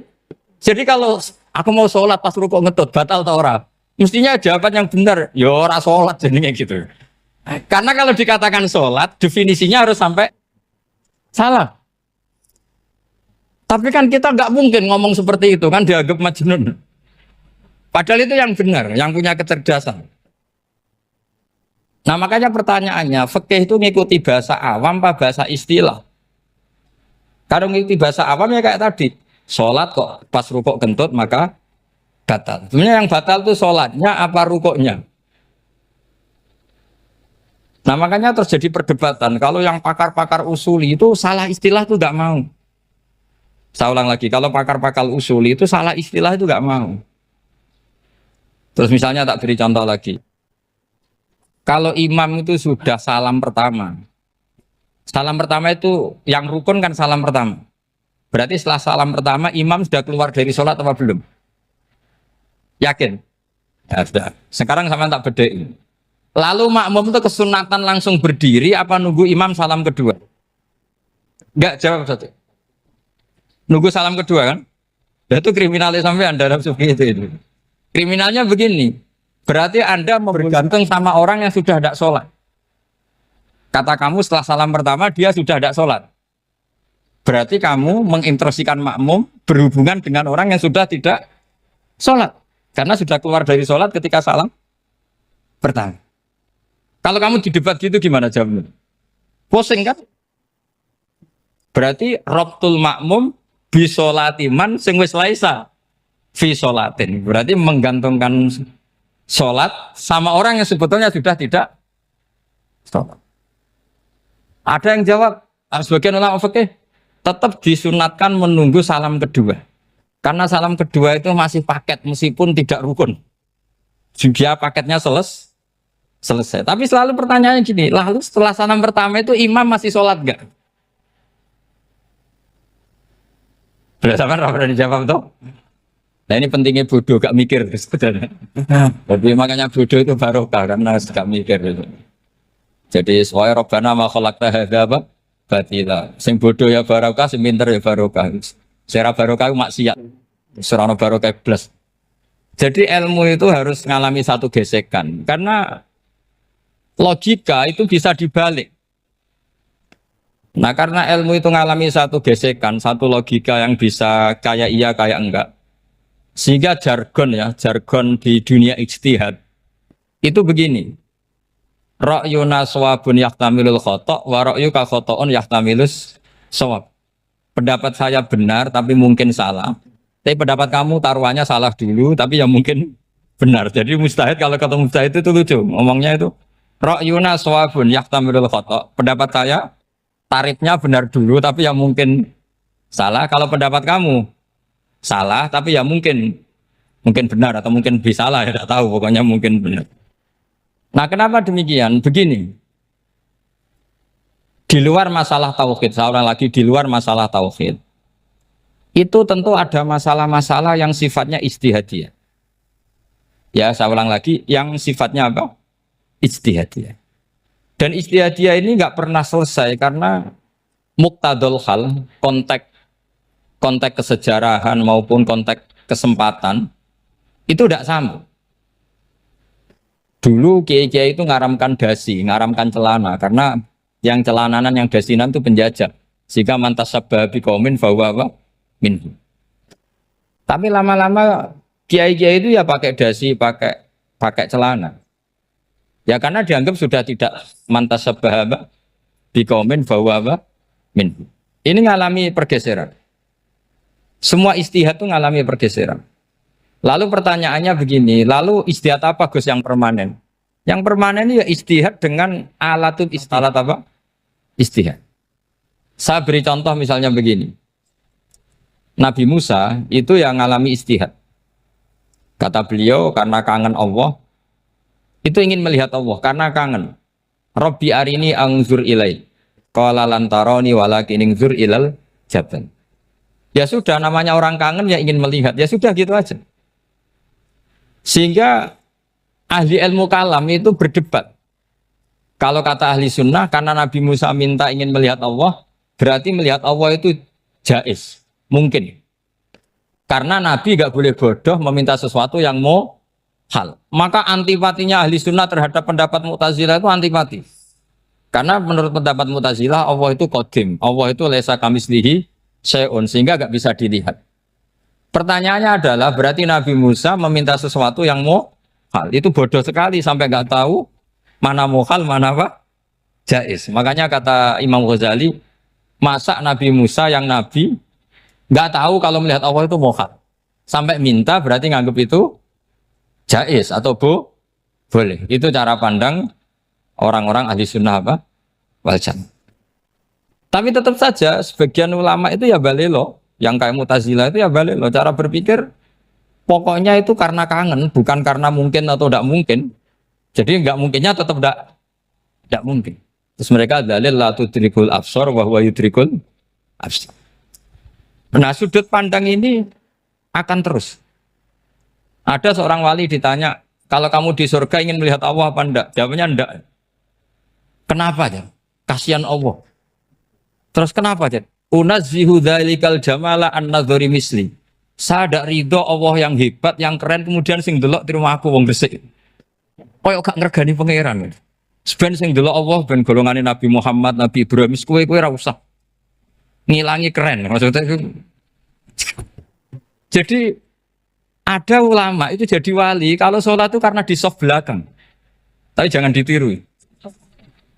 Itu kan nggak lazim ya. Lazimnya kan afdhalus sufuf as-saful awal. Ketika ditanya, kenapa kamu kalau sholat di belakang? Cek GR koyok wani suwan pangeran gak ngarep. Aku sungkan dadi kok guli. Kalau sampean kan karena males bukan karena sungkan. Jadi itu artinya rasa ya. Makanya nggak bisa, nggak ada ijtihad itu tidak mungkin karena perasaannya orang itu beda-beda. Itu Sayyid Abdul Al-Haddad itu kalau ngendikan masyhur. Man da'a li dzalimin bil baqa faqad ahabba yusawwah fi ardi. Orang yang mendoakan orang fasik masih hidup, gak mati-mati, itu berarti suka kalau Allah dimaksiati di buminya. Wong fasik kelakuannya rak maksiat, nak mbok dongakno mari. Itu berarti kamu ingin Allah didurakani terus menerus karena si fasik masih hidup. Tapi kalau Abu Hasan As-Sadili cara ngendikan gini, kalimatnya persis. Man ahabba alla yusawwahu fi ardi faqad ahabba alla tadhara maghfiratuh. Orang yang ingin dunia ini steril gak ada maksiat, maka sama saja berkeinginan tidak melihat luasnya maghfirahnya Allah. Sama-sama wali besar. Tapi cara pandang hubungannya dengan Allah seperti itu. Jadi mau tidak mau, ijtihad itu mau tidak mau. Makanya tidak usah dipertentangkan misalnya cara berpakaian, cara apa. Yang penting sesuai aturan Islam ya sudah. Karena ini urusan rasa. Urusan apa? Rasa. Itu Syekh Hasan Basri itu sering jagongan sama Robiah Hadawiyah. Itu secara fikih salah. Tapi pas itu ulama fikih ditanya, kenapa Anda tidak komentar terhadap dua wali besar yang sering ketemu? Andai kan semua santri seperti itu akan saya halalkan, karena nggak mungkin punya nafsu. Sehingga fikih dulu memang masih asli. Kamu lihat di takrib misalnya, lelaki melihat perempuan itu nggak boleh kecuali sekian alasan. Termasuk boleh itu li taklim karena mengajar atau lil muamalah. Lah ini yang mulai masalah. Ada warung kopi, penjaganya cantik. Santri-santri ngopi, ini lil muamalah kan kasus ini. Mau disalahkan pada takbirnya, mau dibenarkan ini jelas fasik kan, jelas fasik. Maksudnya sudah fasik sebelum itu ditambah itu, jadi fasiknya permanen. Nah pertanyaannya adalah, kalau kamu ngajar mbak-mbak, kemudian hafal yang cantik yang enggak, itu taklim li nazar apa nazar li taklim? Itu taklim apa modus? Makanya kalau ngopi cari bakul yang cantik, itu muamalah untuk nazar apa nazar untuk muamalah? Loh kalau saya ngopi dengan kiroba pasti halal. Karena begini, berjalan saja, bareng capek, nggak tahu itu warungnya siapa, terus berhenti ngopi. Kebetulan bakulnya cantik. Nah itu mungkin halal, karena kan saya tidak milih-milih. Ingin ngopi kebetulan bakulnya cantik. Kalau kamu kan nggak apal daftarnya. Wah itu mesti haram itu, mesti haram itu. Karena berarti kan kamu menjadikan ngopi ini modus. Gue jagani nak takok pangeran. Lo kok nazar? Muamalah Gusti, muamalah. Itu mesti modus. Maka fikih itu harus dikawal oleh tasawuf. Kalau enggak, semua hukum fikih bisa diakalin. Makanya Imam Bukhari punya satu bab namanya Kitabul Khiyab. Bab mengkhilaf fikih. Beliau itu antinya sama Abu Hanifah itu luar biasa. Enggak ada ulama dibenci Imam Bukhari kayak Abu Hanifah. Masyhur itu. Untungnya beliau enggak menangi Abu Hanifah. Kalau menangi geger terus. Bisa bahsul masail terus. Itu Abu Hanifah itu ulama yang suka khilaf. Khilaf itu merekayasa hukum. Misalnya begini. Saya ini puasa agak lemes. Ujian agak lemes. Apalagi kiai serapati di duit santri beling-beling lemes ini. Apa mangan itu kan, poso-poso kok mangan kan gak keren. Supaya saya bisa makan dan halal, saya bisa ngajak kiai Robai ya jalan-jalan. Jalan-jalan nyari yang jarak 2 marhalah. Ya sudah, Terus bisa makan. Kalau ditanya Allah kok makan? Musafir. Jadi bolehkah insya'us safar menciptakan pergi demi untuk supaya boleh iftar? Boleh enggak cara jenengan? Enggak boleh, alasannya apa? Kan pergi. Perginya juga enggak maksiat. Itu khilaf. Tapi Sayyid Muhammad, Abuya Sayyid Muhammad, Muhammad bin Alawi, Sayyid Muhammad itu membela Abu Hanifah. Artinya membela jangan semua khilaf itu diharamkan. Karena itu cara, saya ulang lagi, karena itu cara untuk mengawal bahwa hukum Allah itu luas. Karena kalau nggak ada khilaf itu ya kita kesulitan. Kita kesulitan. Misalnya begini, ini penjelasannya, makanya kita harus sering mendengar. Saya itu dulu masih sangat fikih itu protes, kenapa ada puluhan polisi wanita? Itu kan pekerjaan cowok ya, pekerjaan pria. Tapi setelah mendapat penjelasan dari polisi itu alasannya masuk akal, Gus. Kadang-kadang orang nakal itu menyembunyikan narkoba itu di alat wanitanya. Itu kalau semua lelaki polisi kayak jenengan itu kan masalah itu. Sehingga memang harus ada polisi wanita karena sebagian pengedar narkoba itu perempuan dan menyembunyikannya di tempat itu. Kalau semua polisi cowok kan nggak kebayang. Sehingga kita akhirnya mendengar membolehkan polisi itu wanita. Ada wilayah yang harus wanita. Begitu juga ada pertanyaan, kenapa sih dokter kandungan itu cowok? Saya punya banyak santri yang muhibin saya itu dokter kandungan. Tak tanya, kamu itu kok cowok kok jadi dokter kandungan? Kan pekerjaannya seperti itu. Dia jawabnya lucu. Dari 10 yang tes jadi dokter kandungan, itu yang cewek itu lulus 2. Yang cowok lulus semua. Karena ketika cewek dites melihat ketuban pecah darah itu langsung pingsan. Sehingga yang secara psikologi dablek itu kan memang lelaki. Jadi serawongnya sewakit santes. Kadang nggak lahir-lahir dinteni nang jopo rokokan santai. Itu kalau cewek yang jadi dokter kandungan itu nunggu jam 11, jam 4 sudah pingsan. Nah ini cerita, bukan berarti saya menghalalkan, enggak. Kita harus mendengar, saya ulang lagi, kita harus apa? Dan itu setelah mendengar, itu nanti jadi disiplin ilmu, yaitu namanya fikih. Karena ilmu fikih itu sebetulnya gampang. Sampean kalau ngaji i'anah, itu kelihatan fikih itu gampang, karena ada logika yang terbangun. Misalnya begini, orang kalau tawaf itu disuruh agak jauh dari Ka'bah. Jangan sampai nginjak sadarwan. Karena sadarwan itu pondasi itu ikut Ka'bah.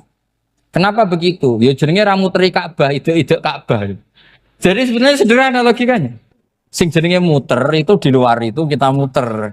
Nah kalau nginjak pondasinya namanya gak muteri Ka'bah tapi ide-ide Ka'bah. Ya jadi sederhana sebetulnya ya masuk akal. Jadi fikih itu tidak ada yang iskal, sebetulnya masuk akal. Tapi karena kita nekuni itu tidak serius, maka terus jadi paradok. Saya beri contoh lagi, ini sebagai penghormatan saya sama Kiai Mas Bukin, karena ini sudah namanya fakih. Kalau ada ayam jago ditabrak truk, terus kejet-kejet, adekan dibiarkan pun mesti mati. Karena gerakannya sudah harokatul masbuh. Terus kamu sembelih, itu halal apa enggak? Enggak jawab, ayam jago loh. Kalau kamu katakan halal, dia sudah tidak punya hayatun mustaqirroh, kehidupan yang permanen. Andai kan kamu biarkan pun 1 menit lagi meninggal. Kejet-kejet kan mau prosedur saja. Maksudnya pantasnya mati ya kejet-kejet sih, tapi sebetulnya sudah pasti mati. Maka ini ada 2 ulama. Kalau kata Imam Malik tetap namanya halal. Karena ruhnya masih di situ, sehingga ketika kita nyembelih, ya nyembelih hewan yang hidup. Yang namanya nyembelih itu pokoknya mematikan yang punya roh. Sementara saat itu rohnya masih di situ. Meskipun 1 menit lagi pasti. Tapi kalau mazhab Syafi'i enggak, ini sudah harokatul masbuh. Tidak punya hayatun mustaqir. Sehingga dalam perdebatan ulama fikih itu lucu. Kadang ya gampang mangkel. Misalnya begini. Kalau ada anak lahir, tidak ada amaratul hayat, nggak nangis, nggak bernafas. Sunat disolati apa enggak? Siktun itu, siktun sing layas tahindu walayas langsung lahir langsung mati, nggak ada amaratul hayat. Ora tahu mikir tuh.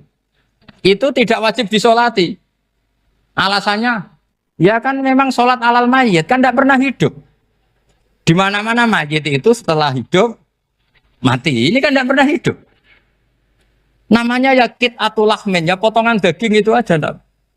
Jadi kadang fikih diwaca tenan jebule mangkelno. Terus ketika di kitab Minhajul Thalibin itu, kalau kamu keluar mani itu wajib mandi enggak? Wajib kan? Kalau keluar mani inzal itu kan wajib mandi.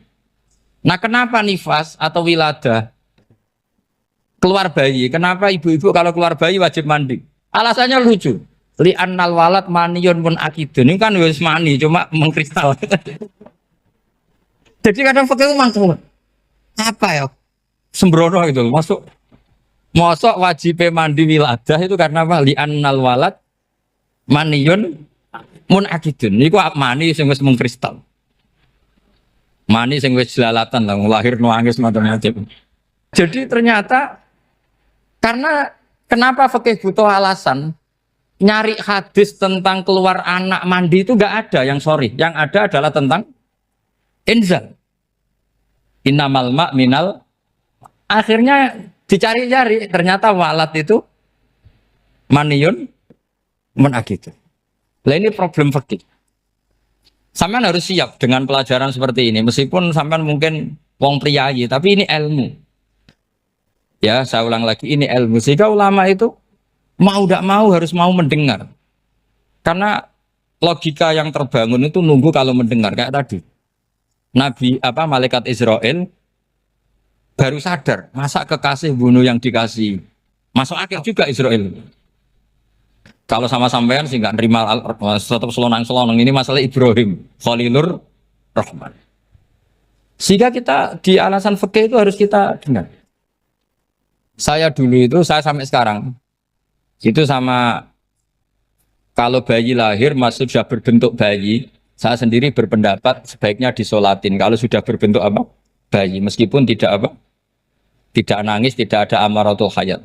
Kan yang digugurkan itu wajibnya, bukan masalah boleh dan tidak. Itu banyaklah perdebatan ulama di bab itu. Saya beri contoh lagi perdebatan ulama. Ini contoh-contoh fikih karena ini khusus penghormatan status fakih tadi. Itu kalau ada orang mati, jenazah itu. Jenazah itu kalau sholat, itu kan umumnya jenazah di depan, kita nyolati di belakang. Itu yang mengatakan begitu ya tidak punya alasan, ya taunya mulai dulu begitu, di mana-mana nyolati jenazah, jenazahnya di depan. Tapi di kitab Makhali jelas diterangkan, kata kaul sani tidak wajib. Alasannya ya lucu, fa innal janazah laisat bi imamin. Jenazah itu tidak imam, kenapa harus di depan? Kan kacau kan? Lu coba alasannya di depan apa? Dia ada imam kok. Nah barokahnya fikih itu sehingga kita melihat di Arab Saudi sekarang itu jenazah kan di belakang. Tapi kita tetap nyolati apa? Mayit. Kalau di Arab Saudi musim haji itu jenazahnya di kamar mayit, tapi kita nyolati. Itu satu-satunya takbir ya tadi fa innal janazah laisat bimanzilatil imam. Tapi jangan praktekkan, nanti dia kepaliran sesat. Saya hanya cerita ilmu, jangan dipraktekkan. Kalau dipraktekkan masih jadi aliran sesat. Mono jenazah ning mburi imame kok ngarep aliran sesat. Sebetulnya bukan sesat tuh. Uji coba fikih. Ya karena tadi fa innal janazah laisat bimanzilatil. Bukti lagi kalau sampean sholat ghaib. Sholat ghaib itu misalnya mayitnya di Surabaya, boleh enggak sholat ghaib di sini? Terus jenazahnya di belakang kamu apa depan kamu? Nah ini kan fikih itu pokoknya gitu. Makanya standar furu'iyah itu susah.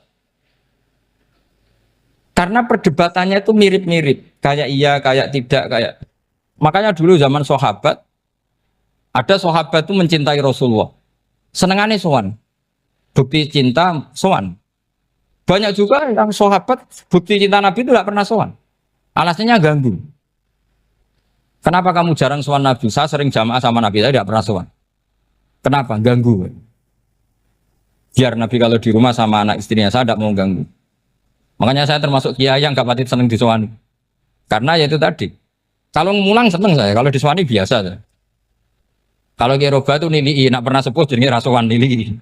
Jadi beda, saya sering ditilii kiai-kiai sepuh. Tapi bahasanya tentu tidak sowan, tapi nopo nilai. Kalau sowan itu maka kan nafkah itu seperti itu. Jadi ada disiplin, di situ ada disiplin ilmu. Yang kadang kita tidak cocok. Makanya Imam Syafi'i sendiri ngendikan kadang beliau dengan gurunya, dengan Imam Malik sampai ngarang ikhtilafu Malik. Beliau punya data yang beliau itu sedang nggak sama dengan gurunya, yaitu Imam siapa? Malik. Karena mindsetnya itu beda. Tidak sampai misalnya saya tanya, sholat itu harus menghadap kemana? Tidak, jawab saja. Kiblat kan. Ukurannya apa coba? Namanya madhep. Wajah apa dada? Imam Syafi'i milihnya dada. Sekarang praktekkan dalam dialog keseharian. Saya jagungan sama Kiai Roba seperti ini, terus wajah saya begini, madhep enggak? Nah, itu masalah. Terus pertanyaannya, madhep dengan dada itu fis sholat apa fil qiyam?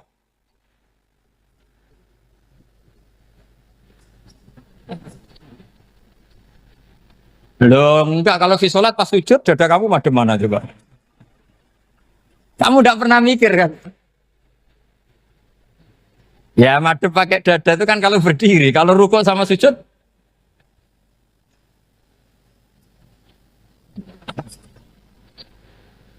Loh itu ulama itu jelimet gitu. Makanya jarang yang menekuni profesi ulama itu. Karena menekuni proposal banyak, karena memang susah. Jadi ulama itu orang yang cara berpikir sudah aneh. Sehingga mereka detail. Maksudnya menghadap itu apa? Ukurannya kalau berdiri ya dada, tapi nggak bisa kamu katakan atawajjuh bisodri aturan dalam sholat, fikuli sholat. Pertanyaannya lah kalau rukuk sama sujud, dadanya menghadap kemana coba? Maka itu ilmu yang sudah jelimet. Nah ulama usul fikih, ulama yang nggak mau salah per detail hukum. Sehingga menurut Imam Rafi'i, misalnya kalau beliau ditanya sujud itu gimana ya, asal watul jabha ya sujud. Tapi kalau murid Imam Nawawi harus melibatkan 7 apa? Anggota, yaitu al-jabha, wal yaden, wal rukbaten, wal qadamain. Oke, Imam Nawawi kita ikuti. Tentu keseharian kita pakai Imam Nawawi. Yaitu berdasar hadis umirtu an asjuda ala sab'ati a'zumin al-jabha, wal yaden, wal rukbaten, wal qadamain. Berarti berapa? 7. Tapi pernah saya cek di kitab karangannya Imam Syafi'i, ketika beliau ngendikan saya suka kalau orang sujud itu melibatkan 7 anggota berdasar hadis ini. Tapi kata beliau wayahtami itu dan bisa saja sujud yang watul jabhah itu sudah cukup. Terus kata Imam Syafi'i, limada, karena Nabi ketika sujud itu hanya ngendikan begini, sajadalaka wajhi wa sam'i wa basori. Gak ada di hadis wayadi, warubati, wakodami. Ya sudah akhirnya. Nah, itu sudut pandang. Terus gugatan kedua begini. Ada orang Muslim yang sujud sama berhala. Untuk menjadi murtad itu harus 7 anggota apa cukup watul jabah alal ardi? Untuk sah menjadi murtad itu. Untuk sah menjadi murtad cukup watul jabah alal ardi harus 7 anggota. Untuk keabsahan murtadnya itu. Tidak jawab. Makanya ini tugas dosen-dosen ini meminterkan ini. Karena namanya sudah faqih. Faqih itu ahli fikih yang detail namanya faqih. Kalau ini mutafaqih. Jadi bukan tafakuha tapi tafakuha. Kayak tamarodon. Jadi wazannya nanti itu wal idhari ma laysa fil waqi'. Jadi ini bukan gojlok, ini memang marah saya ini. Jadi kalau sudah pakai gelar fakih, harus fakih betul. Nah, mohon kalau mengkaji fikih itu harus detail. Minimal takrib itu setengah hafal. Supaya konstruksi ilmu itu utuh. Saya sama lagi konstruksi ilmu itu. Karena ilmu itu mesti ada yang apa ya? Ya rodok setengah salah itu, tapi disalahno ora kena. Ndak sampean tak bedheki, nak pancen bener langsung tak angkat jadi rektor. Nak bener tuh. Coba rukun sholat pertama itu apa coba? Rukun sholat pertama. Niat. Niat sama berdiri dulu mana? Ayo niat dulu baru berdiri apa berdiri dulu baru niat? Berarti niat sama berdiri dulu mana? Rubah kan? Artinya kita mau bilang tartib urutannya niat berdiri takbir gak bisa. Yang dikatakan niat itu apa? Qasdus syai' muktaronan bifi'lihi. Berarti niat sama takbir harus bareng apa urutan? Bareng. Terus dengan qiyamnya urutan apa bareng? Bareng apa urutan? Loh enggak, kalau urutan berarti takbir dulu duduk baru berdiri. Nah maka seperti ini tuh mau tidak mau kita salah. Dikatakan tartib ya salah. Dikatakan serentak ya salah. Cuma karena kita bodoh gak tahu mikir itu. Alhamdulillah kan di situ itu. Lu coba niat sholat loh. Niat takbir qiyam dulu man. Niat takbir qiyam dulu mana coba? Dulu qiyam. Gak ada kitab yang mengatakan arkanus sholat awaluha. Oh dianggap kitab kriminal maksudnya. Makanya ngendikane ulama-ulama di sarah-sarah mau tidak mau sebagian istilah itu tasamuh itu wis gampang ngono kok repot. Karena kita tidak bisa detailnya. Coba misalnya puasa Ramadan itu wajib apa? Tabiyyitun niat, nginep no niat. Sing darane nginep itu umure lama apa enggak? Lama kan? Sekarang sebelum 2 menit kamu baru niat, sah apa enggak? Sah. Itu sempat nginep apa enggak 2 menit itu? Enggak sempat kan? Jadi ilmu itu makanya kata ulama-ulama pokoknya ilmu itu mesti ono unsur tasamuh. Tasamuh itu ya tiga gampang. Apa? Tiga gampang. Misalnya Imam Syafi'i berpendapat mashu ba'dir roksi. Itu kata beliau walau sya'rotan fi hadir roksi. Meskipun satu rambut asal masih di wilayah kepala. Tapi kalau rambut itu dikeliwir, dibasuh di sini enggak sah. Karena sudah keluar dari batas apa? Kepala. Imam Syafi'i cara berpikir kan ya ngene iki jenenge basuh sirah. Tapi cara Abu Hanifah enggak. Ya enggak, yang namanya megang kepala itu ya minimal 1/4. Masa gitu dikatakan megang. Lalu ulama usul fikih itu berdebat. Sesuatu itu sesuai masodaknya. Masodak itu yasduku alaihi kadza. Yaitu ini tadi saya cerita ke Ibu Khin tentang ngaji Jamul Jawame. Ini ilmu yang di Jamul Jawame. Sesuatu itu ukurannya mayasduku alaihi kadza apa dengan takrif definisi. Misalnya gini. Sholat itu batal dengan makan. Kalau kamu sholat makan batal enggak? Enggak, jawab saja. Batal. Itu satu upo apa satu piring? Enggak, jawab saja. Satu upo sudah batal. Sekarang bab makan di ngormat tamu. Cong tamuku keimangan. Iku sak upo apa sak piring? Nah ini kan tidak fair. Di bab tamu makan satu piring, tapi di bab sholat satu upo.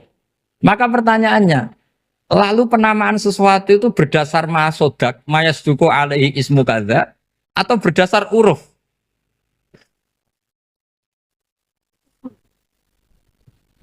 Ukurannya apa coba? Maka terus jadi perdebatan. Nah ini di sini ini pentingnya ulama karena ya sekarang saya bedai sekarang. Cengkeh itu wangi apa enggak? Kategorinya cengkeh. Wangi kan kalau orang bikin kue tar pasti pakai apa? Cengkeh. Pakai wedang ronde supaya manis. Apa wangi dikasih apa? Cengkeh.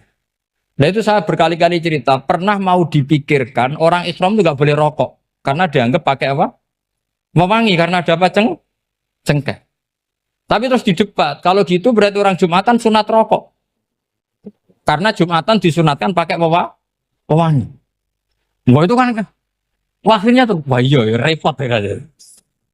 Jadi kalau cengkeh kamu kategorikan pewangen, yang orang Islam nggak boleh rokok karena pakai cengkeh yang wangi. Konsekuensinya orang Jumatan sunat rokok karena berarti di masjid pakai apa? Pewangi. Kan sesat semua ya jadi. Jadi itu ilmu. Makanya selain fikih mateng, itu ada ilmu yang namanya usul Usul fikih. Usul fikih itu yang neliti itu. Mayas duku alaihi kada. Jadi yus ngono iku darani ngono. Saulang lagi. Ngono iku wis darani ngono. Ora perlu roh detail. Ya, saulang lagi. Wis ora perlu roh detail. Makanya Abu Hanifah itu misalnya basuh wajah. Wis angger ketelok ngene iki basuh wajah. Nek Imam Syafi'i kan detail. Mimba ini mana bitis sya'ri sampai ila somahe uzunehi ila zakon. Terus mana bitis sya'ri Imam Syafi'i nambah apa? Ghaliban. Kenapa ditambahi ghaliban? Karena kalau orang budak mana bitis sya'rinya di sini.